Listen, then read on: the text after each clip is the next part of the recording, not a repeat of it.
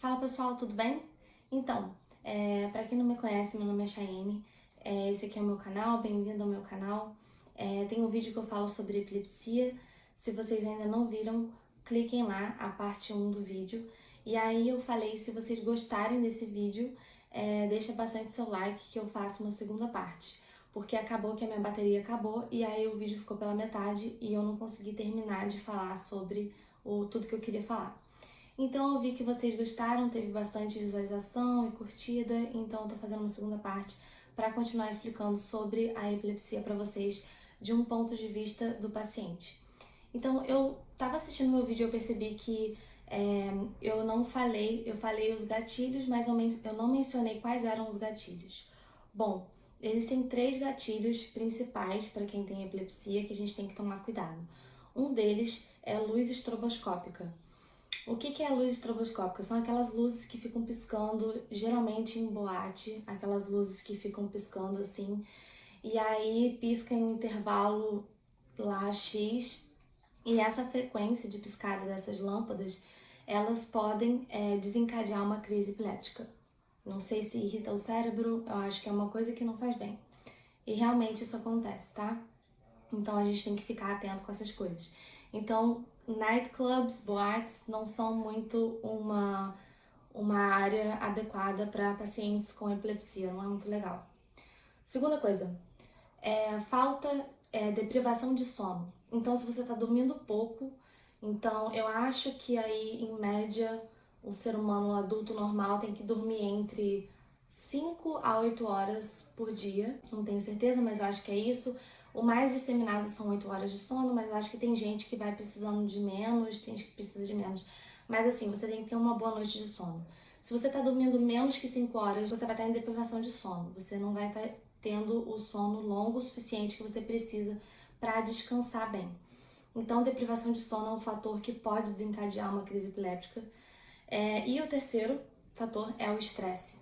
Se você está estressada, se você está nervosa, seja por causa de, sei lá, uma apresentação que você vai ter no trabalho, uma situação que está acontecendo em casa, entendeu? Alguma coisa do tipo.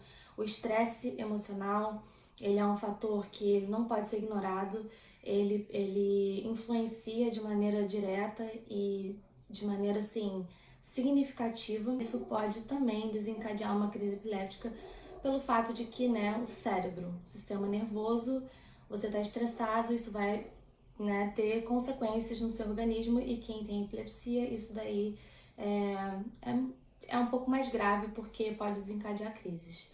Então esses 3 fatores juntos são a pior coisa que você pode ter na vida, se você é um epiléptico, porque eles podem desencadear em uma crise epiléptica e mais do que nunca você tem que contar com medicamento para não acontecer nada. O ideal é você tomar o medicamento na dose que o seu médico prescreve para você. A dose vai variar com a frequência das suas crises. Primeiro ele vai começar com uma dose mais baixa e se você continuar apresentando crises nessa dose, a tendência é aumentar até você parar de ter crises, tá? Eu comecei com 1.500 miligramas, então eu acho que, se eu não me engano, eu acho que foram 1.000 na verdade. Eu acho que era um comprimido de 500 de manhã e outro de noite.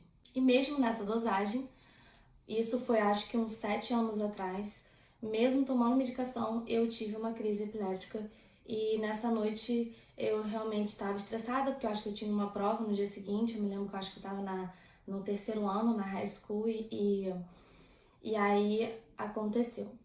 Então, assim, eles aumentaram a minha dosagem para 2.000 miligramas por dia, uma dosagem relativamente alta, 2.000 miligramas, então seriam 2 comprimidos de manhã e 2 comprimidos à noite.